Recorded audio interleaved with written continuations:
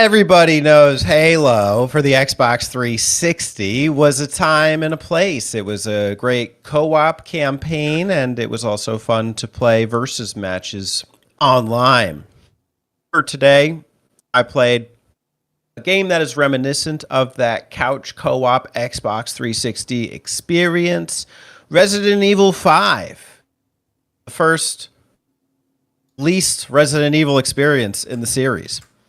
Although you could maybe argue that for 4. But Resident Evil 5, make no mistake, is also no Resident Evil 4. Resident Evil 5 is set in Africa, and you are Chris Redfield.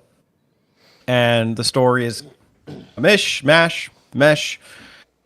it up. Basically, there's a terrorist organization working its magic in this fictional place in Africa, Kijuju, I think, from what I read on the Wikipedia. I could be totally botching that. Forgive me, internet, or don't.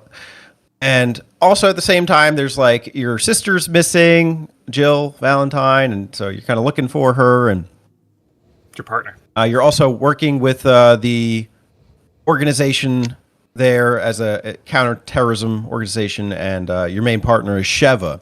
Now, if you play this game with 2 people, one person will control Sheva, and then you will play Chris. And this feels more like an action arcade kind of game rather than operate as like a Resident Evil adventure, which, I mean, it is. It's a story. The game is broken up into chapters and missions, and you're scored on each mission at the end. It was ironic. We were talking about scores earlier. And you could get like rankings, F through S. And it's really, I don't know how to say this. Like, I think it's a good game. It's just not a good Resident Evil game. In fact, it's barely a Resident Evil game. I feel like more of the time is spent just running and gunning. The control scheme feels a bit different. Even I know you have customization options, but with Resident Evil 4, you would like stop, aim, and you still do that, but you use like different sticks to do it. Because Resident Evil 4 was programmed for like the GameCube controller originally. Now you're working with a dual stick thing. You have like an inventory panel that you pull up live, so you can't go to your menu like to pause the game and then switch weapons. You have to open the menu and then switch items. Also, the D-pad will help you switch weapons. It just feels like more fast, action-packed, and less horror. It's still disgusting. The concept in 4 was about Las Plagas and the Ganados. And Las Plagas was a slow infection. That's why Leon was able to counter Las Plagas, after being infected, after a long period of time had passed, and even for Ashley as well. The concept in this one, I think it's called the progenitor. They mentioned that name, but it might also be called something else. Happens instantaneously. So one of the first cutscenes you see in the game is a tribal fellow being infected with this virus, and he instantly turns. There's all these like disgusting abominations. Like I'm thinking of like these worms that like come out of people's skin and then start like consuming them, or these like bat-looking creatures that will come out of people's throats and then start flying off. Similar concepts to 4. I just don't think anything is as scary or remarkable as in 4. Disclaimer, I am at chapter 6.1. There are a total of 6 chapters and approximately 16 or 17 missions, so I've still got a few to go until, spoiler alert, I fight Wesker in a volcano. But I have seen enough in this game to, say how I feel, and I feel that it's interesting, to say the least. And I did play the game single player with Sheva as an AI partner, and it's a little messy, but it's also functional. I have some pet peeves about it, but we can get into it in a second. Lads, Resident Evil 5. Not quite Halo co-op, but still an interesting co-op experience nonetheless. And to be played on your own. Yeah. This game, I think this game is indicative of the time it came out, because this was the start of a slippery slope for the Resident Evil series, where it felt like Resident Evil 4 went on to inspire Gears of War, and then it felt like Gears of War went on to inspire Resident Evil 5. Kind of folded back in on itself in some way, because, yeah, it definitely became more of an action game with this title. It's weird. So, something that's kind of been iffy with me was the direction it was going at this time. I remember being a fan at this time, and I remember liking this game, but being like a little thrown off because, yeah, it's not nearly as good as what came before it. And it also started the side story, which will continue through like two more games with or even longer than that, honestly, with Chris and I forget what his organization's called, the BCCB something, the whatever, the bioterrorist thing, where he's, it's like a team that's tasked with going around the world and taking down bioterrorism. That's what Chris is in this game. And Chris, that's like his character for a while after this game, is just kind of like the leader of that team, and that's this thing. He's like a bioterrorist soldier, which is hilarious because he's like a beefcake in this game. And if you remember Resident Evil 1, he's like a scrawny guy in that game. So it's like, damn, Chris, you got swole.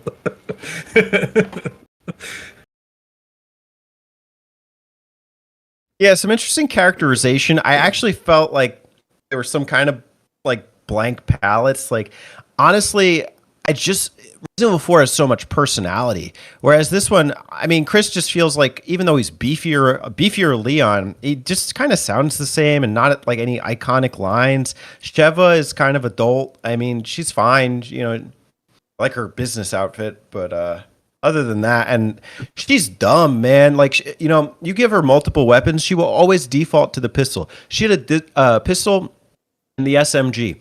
She would not use the SMG until the pistol runs out, and she's firing at single shot. So imagine an automatic machine gun that's supposed to go, and she's going. It's like, why are you doing this? There's a giant fucking cockroach like trying to slice my neck off. Like, and like I said, while I do enjoy this game, it felt like at this time, to me, it felt like Capcom was just kind of lost with what they were even doing with this franchise, because not only is it more action focused, but this is really where they start to lean into a lot of melodrama with the games, where like before you cared about the characters, yes, but you more cared about their survival, right? Like, you more like, oh man, how is Jill or Leon or Claire going to make it out of this situation, In this game, it's more like it's like, oh, Wesker's back, and then Jill is mind controlled, and it's like, don't care. I kind of started to see what you meant about like the over Wesker syndrome, because fight him once, twice, okay, it's fine. I mean, it reminds me of Krauser and 4. You can dodge attacks, cool, but Krauser, like, there's still like hitboxes. Wesker, it's just like he will always be a Matrix fight. It's like, what am I really doing here? Like, I'm just shooting air, and okay, I hit his glasses off his face, but nothing really happened. Granted, I have yet to get to the final section, but one thing I wouldn't say I regret, but that I found out playing this game, was that story happened with Resident Evil 0 that I missed out on that connects to this. So, if you've not played Resident Evil 5, but you're looking to, if you care about story, I would start with 0. But it's also not really necessary because it is such an action packed game. It's basically just the action. That's what I feel. I don't feel like I can't follow along with the story.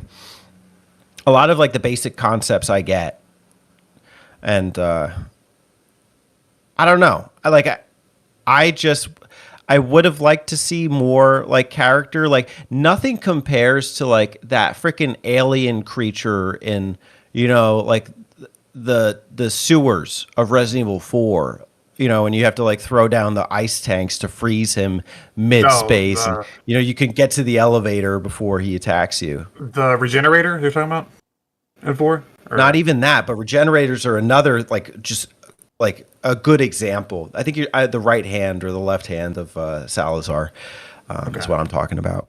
But even so, nothing is nearly like the same. Like, I just fought Ouroboros, and it's like, yeah, it was like conceptually cool fight, but it's not like scary.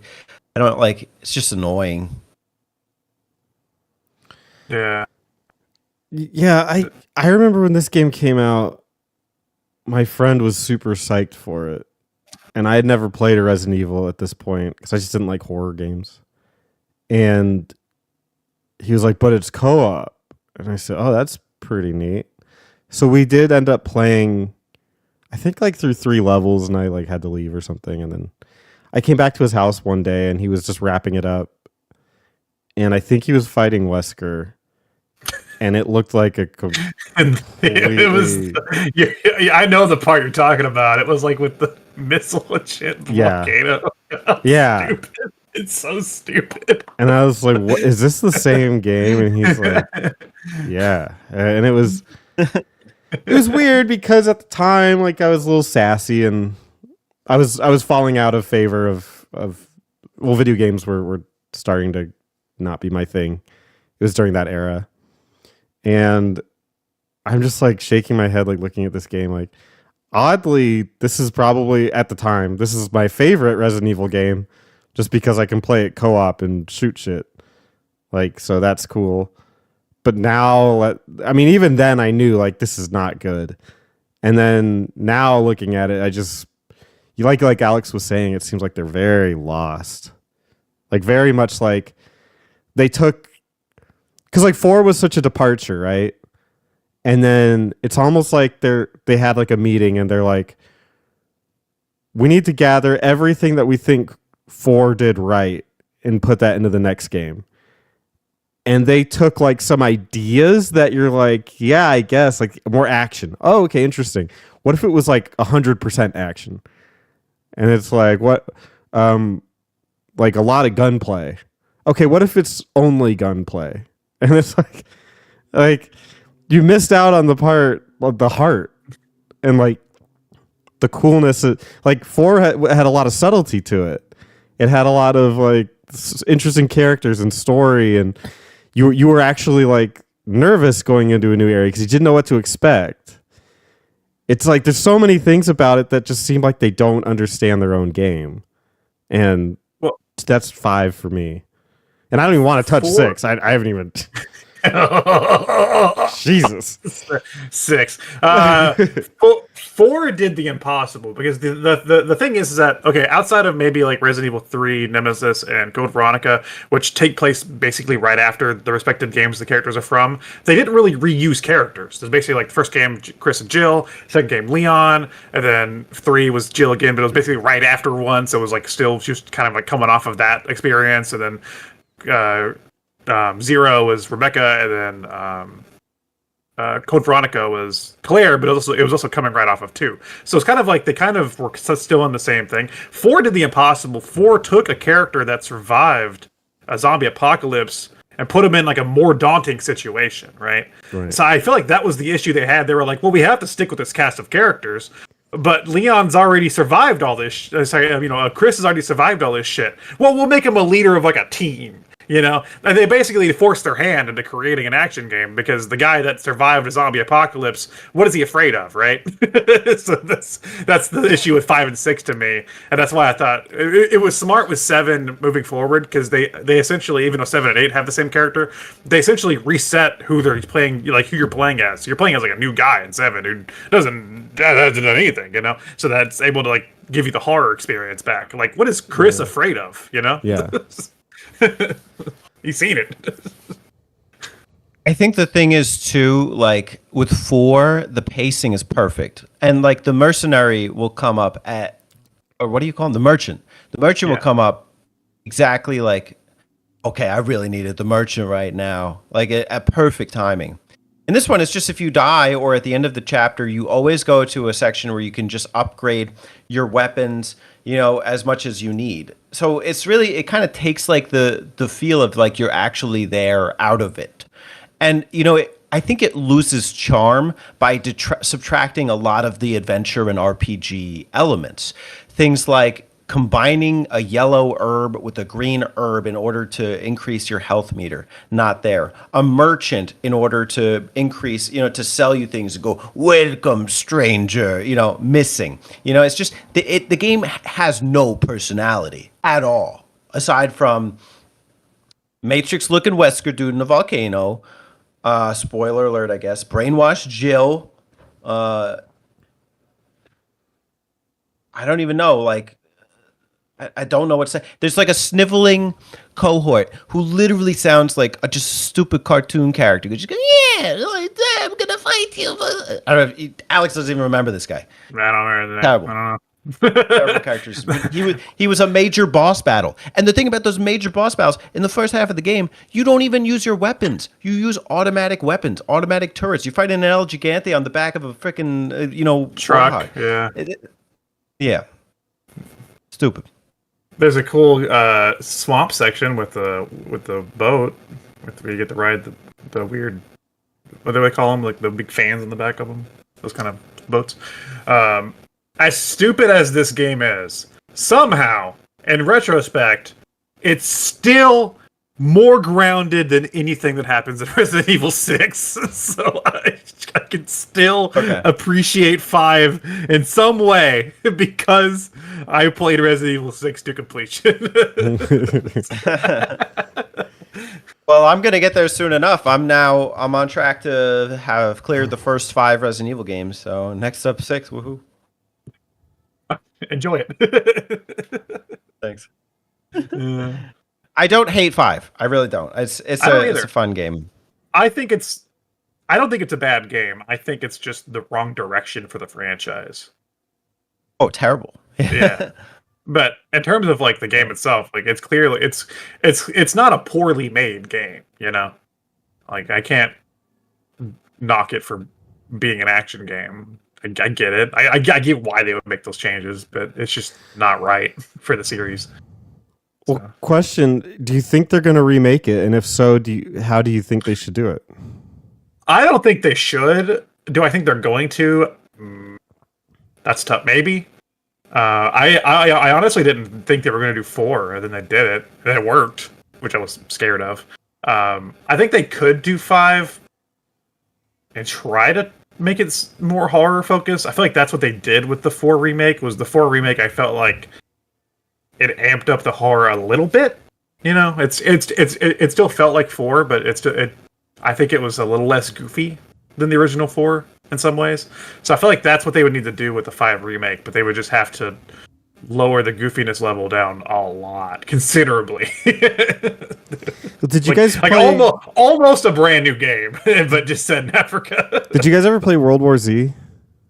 No. Bizarre that they would make a game based off of a Brad Pitt franchise, but it's actually really good. And it's like a zombie survival, almost like Left 4 Dead, but third person experience. And they do a good job of creating, like, at this point you need to protect this target, so let's have zombies flood in and you have to defend.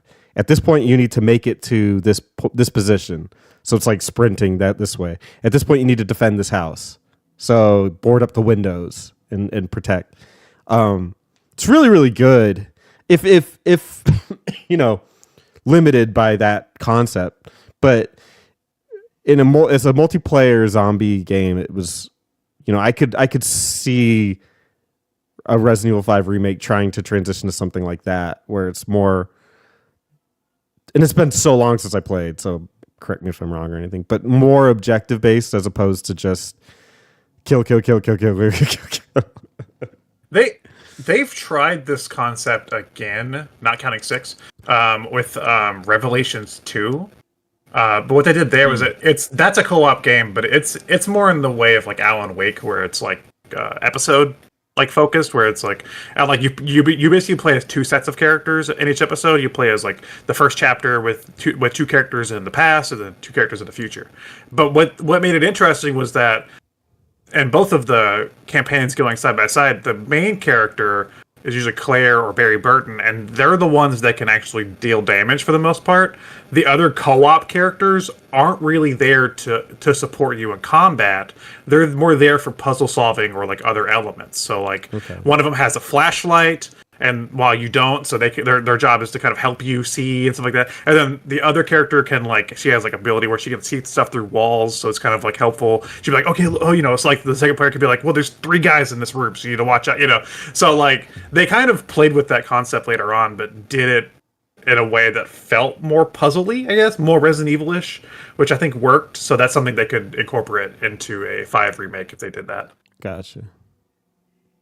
To me, I would say the only way I could see this functioning as a better game, if that's the point of remaking the game, is to completely drop the mission structure, add a typewriter, and purposeful segments where you can upgrade inventory.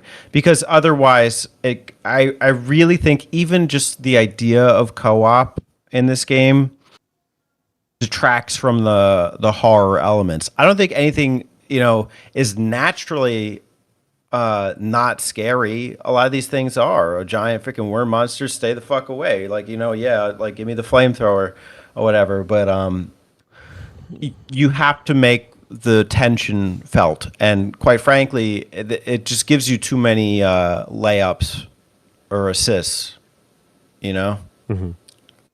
That's an idea. I mean, they're not afraid to change stuff in the remakes. First mission, Chris and Shava go in, Shava gets eaten. Bam. It's just a Chris and Yeah. You thought you had co-op. You did for 5 minutes. for 5 seconds. Yeah. Oh, yeah, they're smart. They could put co-op on the box, and then Shava just gets eaten in the first 5 minutes. Be like a reverse Secret of Mana. Hey, it'll be the next. It'll be the next Digimon Survive. Shava survive. Not for long. This game has co-op. Yeah. Yeah. All right, we already pissed off enough Digimon fans. That's my Halo game. Very good Halo game. Can't wait for what was next? Mini May. I can't wait for Resident Evil 6 for Mini May. Yeah. I'll find a way. He's a man on a mission. The My games scores were this year really are all low. like. I wish you did Resident Evil for Did you did you? No, you did Alan Wake. I was you do all horror games. All my 24 games are like Alan Wake, Resident Evil 5, Resident Evil 3 remake. What's next? We'll find that a mini horror game. To be fair, which the listener has already hopefully seen the episode, but we started doing the Game Talk Live episodes. So you say that, but I don't know what you're doing for Game Talk Live yet because we haven't done that yet. So Game Talk 2? I'm not calling it that. That seems. I'm calling it Game Talk Live. Welcome everybody to Game Talk Live, aka Game Talk 2, the sequel to everybody's favorite Game Talk. No.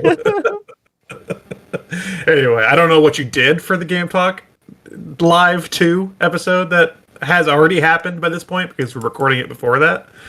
But I'm gonna keep it. Yeah, that won't be hard. But for all traditional Game Talk so far, Oh, okay. So record. just traditional Game Talks. Gotcha.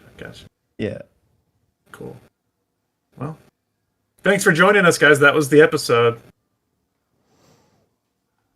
All right, bye. Hey y'all, don't forget to subscribe to them button mappers.